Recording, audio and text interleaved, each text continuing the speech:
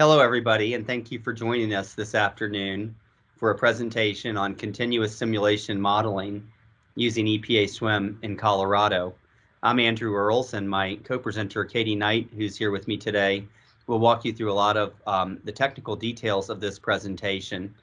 When we originally put in the abstract for this presentation, our intent was to cover a number of different examples of continuous simulation modeling. However, as we got to putting this presentation together, we realized we were really trying to cover too much ground, and we realized that it would be much better to focus in on one example of this as a way to really illustrate the power of this tool as opposed to doing a survey of multiple projects. So with that in mind, next slide, Katie. Today we're going to be talking about a really exciting project, and this is a project that Colorado State University is doing at the National Western Center.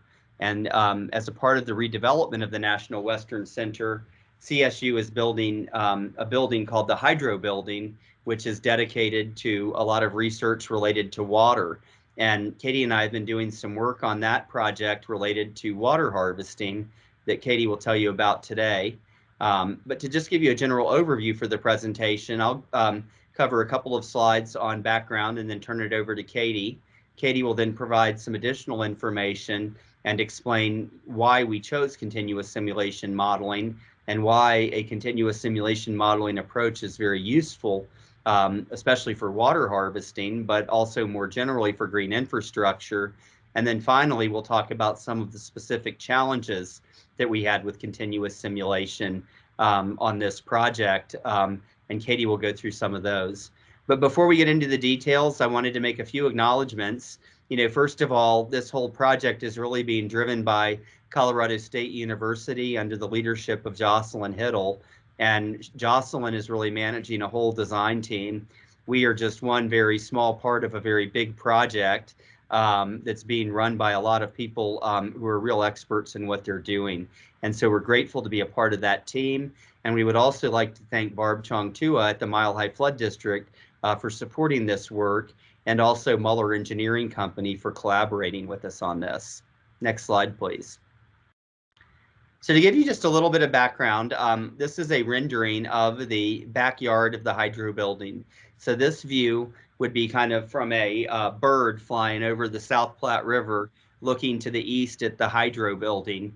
And you can see a few neat features. One of them that Katie will talk to you about a bit is that there's a good bit of roof area there that presents some real opportunities for water harvesting. You'll also notice that there's this whole kind of landscaped area that the building opens up to as it comes out to the river. And that's an area that we refer to as the backyard. And there are a lot of different green infrastructure practices out there, including bioswales, some different test beds, and other opportunities for evaluating stormwater treatment and healthy vegetation in Colorado. So this is a really exciting project with a lot of different aspects related to water resources and water quality. And what Katie and I are going to talk to you about today is really kind of the part of it that relates to rainwater harvesting, which is something that we've been very focused on. And the modeling that Katie will present also has provided informative information for design of this backyard area, where we're going to have the ability to test out a bunch of different stormwater control measures. And with that, I will turn it over to Katie to tell you a little more about the project site and some of the modeling that she's done. Hi, everyone. As Andrew said, this is the project is located very near the South Platte River. It's part of the National Western Center redevelopment project, and here you can see the approximate project location, and that it's very close to the South Platte River, about 500 feet away. And this is prior to construction. They've broke ground, but at this point, this is what the aerial looks like here. You can see on the left side of the project location, that's Pond H, and that's a regional detention pond that the overall stormwater system for the CSU Hydro Building drains to. So just an overview of the stormwater system, because I'm going to come back to this a couple of times, but we developed a SWMM model to represent the stormwater network, including a few different subcatchment areas, one being the roof area. And that one, sorry, let me grab this laser pointer. There we go. So this is the roof area. And that drains into the stormwater system, including, and then the backyard area is this subcatchment group here. And then there's offsite subcatchments, but we're going to mostly focus on the roof area and the backyard area, including this part at the green hatching is a green roof. So that's draining into a rainwater harvesting system here, and that's what we're going to talk about mostly today. So one of the applications that we've been working on for this continuous modeling is developing a rainwater harvesting design. We've been working on supporting the design team in answering questions such as how much water is actually available for the rainwater harvesting? What size tank does that mean we should be designing? Is it going to be full a lot, or is it going to be and emptied frequently, or is it going to store water for a long time? And what sorts of design considerations around the size of the tank? And then also, depending on the size of the tank, how much area can we irrigate in the backyard with that harvested water? From there, we've also been working on supporting an augmentation plan development. That's looking at when we're harvesting that water and the water that's being consumed on the campus, what type of or what amount of water needs to be augmented into the South Platte River during the wettest years with the highest consumption. So I'm going to kick it back to Andrew, and he's going to kind of introduce continuous simulation and why we would choose to use that to answer these questions. Thank you, Katie. And I just wanted to provide a few remarks because continuous simulation is not really a tool that we use very commonly in design, but for some types of design projects, especially tank sizing and water storage, but also for green infrastructure projects more generally, continuous simulation can provide a lot of insight that you just cannot get from design storm-based models. And, you know, for example, when we're dealing here with a water tank, you know, the amount of water that's in the tank on any given day is not just a function of what happened on that day or even the day before.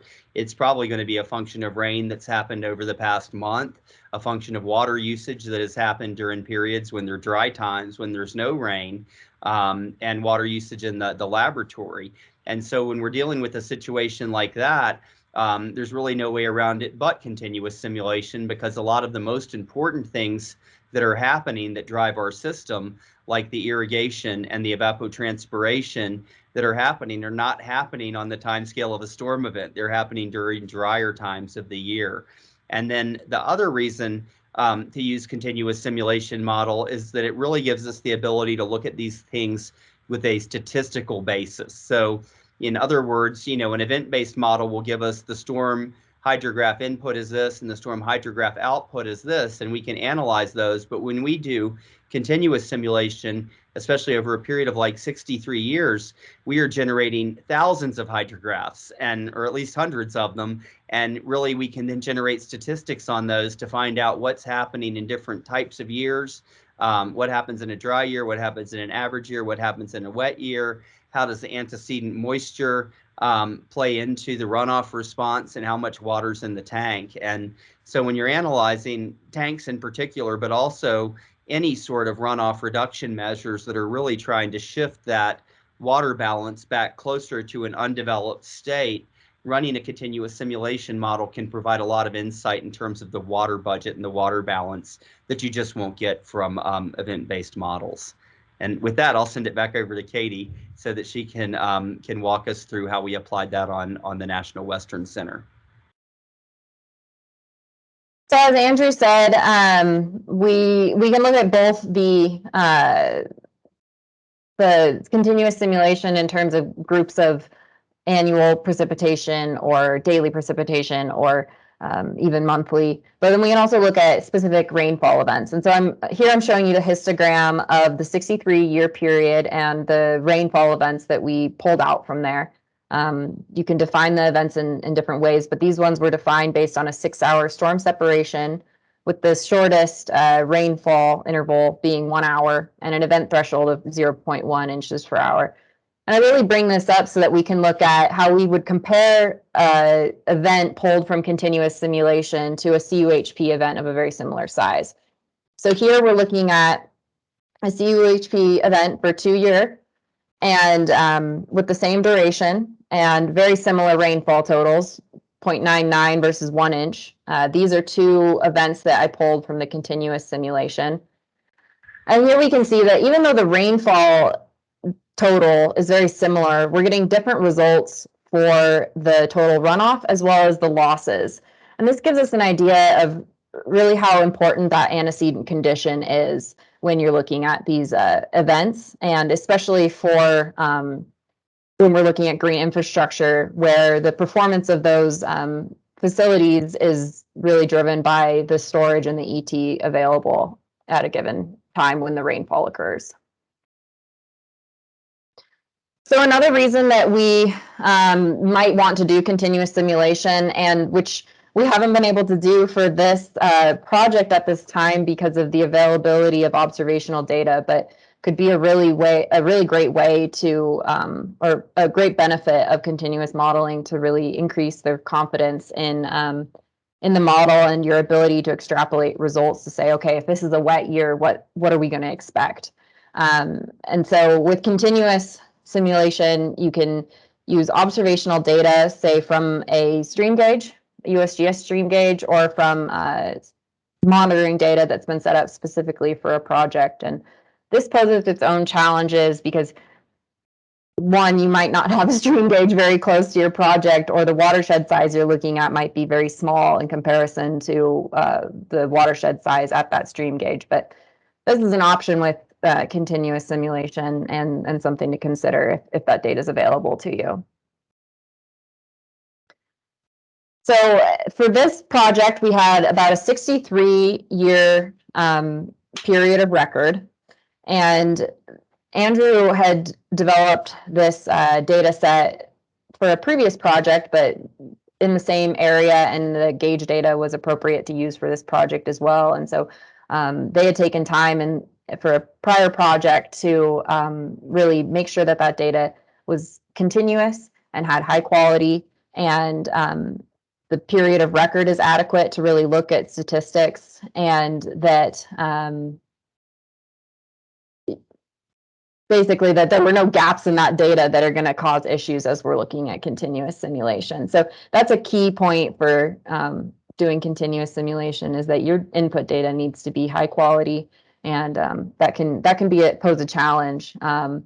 Sources of this data may be weather stations or rain gauges. Here on the left is a picture of the rain gauges in the region here, pulled from the Colorado water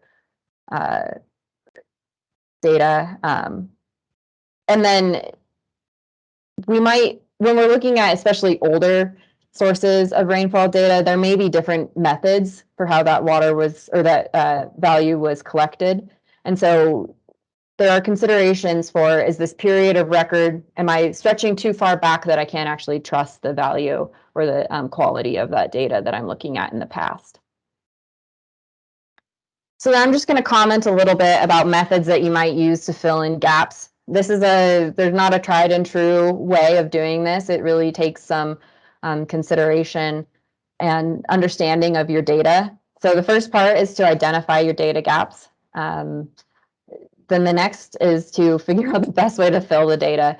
And the first way that you could start looking at it is there a nearby gauge that has data that covers the period of the gap? And then from there, you would look at the data around that gap, and how similar is that data, both in the overall scale. Does the nearby gauge tend to overpredict or underpredict compared to the gauge that you're trying to fill the gap for? And surrounding that gap, is it pretty similar? Or are we looking at a storm where there's a ton of heterogeneity, so you really can't look at a gauge that's nearby to fill in that gap? So if you can't pull data from a nearby gauge, another option is to use interpolation. And a key part of interpolation that sometimes gets skipped is when you're looking at storms, you really don't want to miss the peak data. So if you're looking at filling this data with a linear interpolation, it's important to plot the data and look, okay, is it likely that I'm missing the peak of the storm by just drawing a linear line in between there? This can be exacerbated if you're looking at a really long gap. You're more likely to miss the peak in there if it's a longer gap. And then after you've chosen your method and you've filled in the gap, it's good to look at the statistics of your data, and both the right around the event as well as the overall statistics, because we want our gaps to be filled in a way that is not changing the overall data set. Another part of continuous modeling that is a part of all modeling, no matter what type of input data you're using, is that the selection of model parameters is key. No matter how good your input data is, if you are using a model with parameters that don't really fit or are based off of data that is inaccurate, such as poor imperviousness calculations or a DEM with a really low resolution, so you're not capturing the slope across a subcatchment, that could lead to parameters that aren't appropriate and impact your quality of your continuous simulation. So a method you can use to check and see if your parameters are appropriate, or if there's a certain parameter that you're uncertain about that is having a big impact on the results, is performing sensitivity analysis. So you can vary your parameters and see the impact that has on those results, and identify which ones that it may be worthwhile to search for better information or perform additional field measurements to get a better idea of that parameter. And then if you have the opportunity to perform calibration, if you have observational data, it's still really good to look at the parameters that are resulting from that calibration and make sure that they are reasonable for what you understand about your system. Sometimes it might make your hydraulic conductivity really high, but you know what your soils are, and so it's important to make sure that those are falling into the range that is reasonable. Now, a technique that we used in the National Western or the CSU hydro building model that was really helpful in modeling the rainwater harvesting system was using control rules. Control rules allow you to set periods or times when you are pumping, or you are allowing a storage unit to operate. So basically you're setting up like, okay, we want this pump to operate 7 days a week from 9 to 5. And so then in continuous simulation, that prevents your storage system from operating constantly at a rate that is not actually realistic and matching up with the fact that you're putting in continuous simulation data.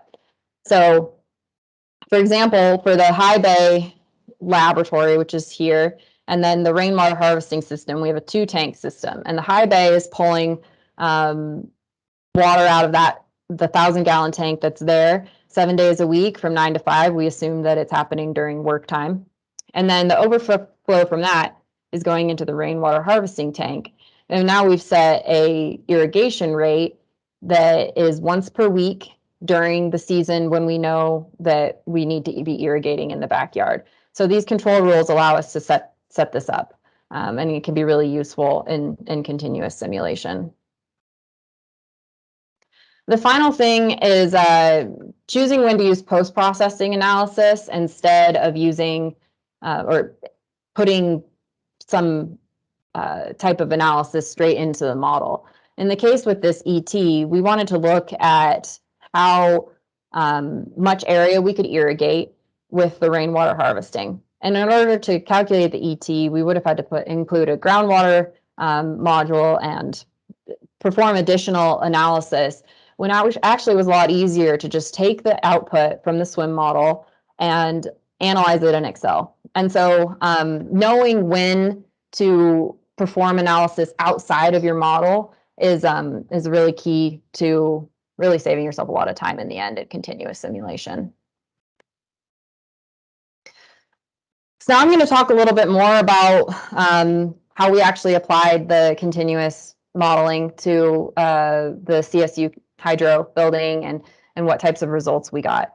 So the first part was for the rainwater harvesting system was finding out how much water was available for the for rainwater harvesting in the tank. And part of that was that our contributing area was R2, which is this half of the roof here, which included half of the green roof. So we had to understand how that green roof was functioning and how much of the water was being lost to ET from that green roof, and then how the combination fed into the high bay tank and then into the rainwater harvesting tank. So here we're looking at the results, and this is the median monthly runoff from the roof with and without the green roof. And we were able to see that the green roof reduces the total roof runoff by 23%. So it sort of allows us to, we're looking at this chain of LIDs or green infrastructure together, and the first step is this green roof is reducing our runoff.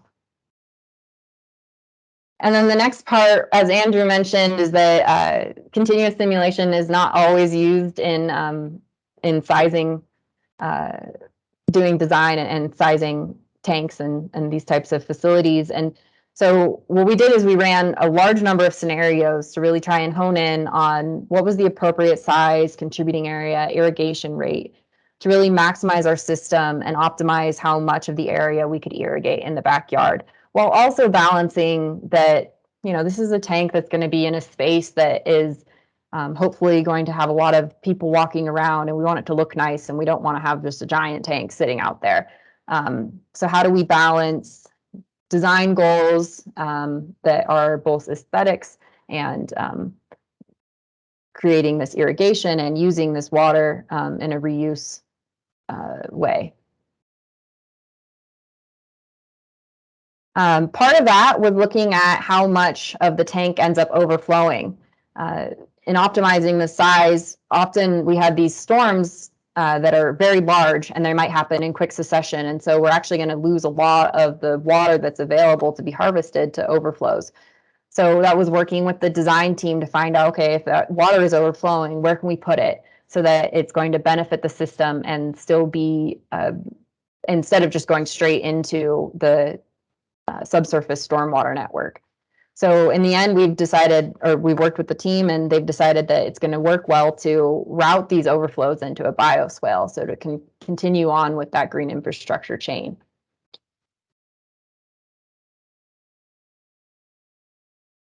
And then in the end, after all of those simulations and working through what was going to work best for the system, we've come up with, there's a 2-tank system. There's the high bay laboratory tank, which is 1,000 gallons, and that's sort of the first stop for this water we're harvesting. And the water from there is used for research in the high bay laboratory. And then all of the overflows from that go into a 3,400 gallon rainwater harvesting tank, which the overflows from that go into a bioswale. But what's available for use in the rainwater harvesting tank goes into irrigating 3,600 square feet of native plants in the backyard. And then we take all of that information, all of that continuous simulation, we've set up our system so that we have a good understanding of where the water is going, how it's being used, and we can come up with a pretty good picture of how much water is going to need to be augmented from this system.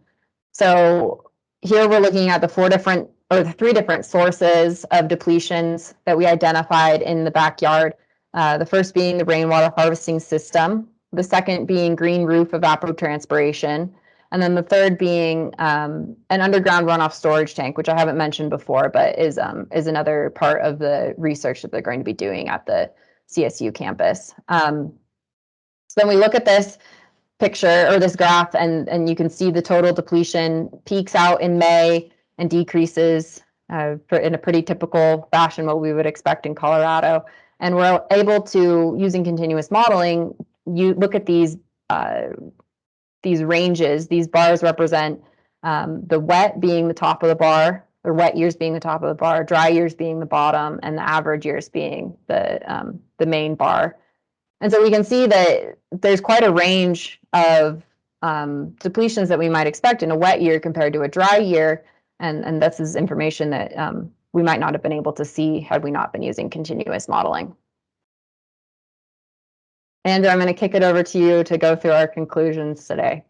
Well, thank you. And thanks, Katie, for the great overview of this project, and appreciate the information both on continuous simulation in general and specific to this project. And I hope that with the presentation we've just given, that that we've conveyed some of the real benefits of continuous simulation, like the ability to study various periods and to analyze data in a statistical sense, analyze your model output actually statistically to look at seasonal effects or wet and dry year trends, and the ability to calibrate to observe data.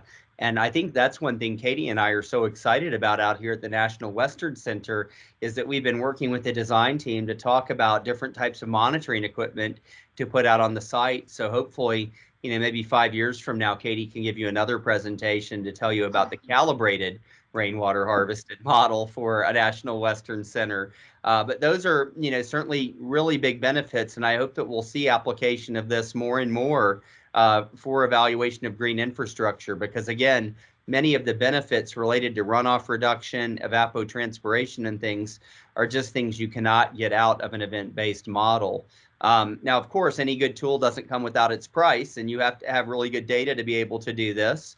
It can be time consuming, both for setting up models and for running them, especially when you have as many scenarios as Katie was having to analyze. So you have to be smart and try to pare down those scenarios, which is exactly what Katie and I did in this case, which was to kind of guide it to what we think is the most realistic scenarios and then to analyze those. And so anyway, I hope that this presentation has given you a good overview of another application of continuous simulation using SWMM for stormwater management. There certainly are others out there. The Oak Gulch project that the Flood District has been working on for a number of years is certainly another good example that's just right here in the Front Range. And with that, we thank you all for your time, and we will kick it over to the question and answer session now. Thank you very much, and have a great rest of the day.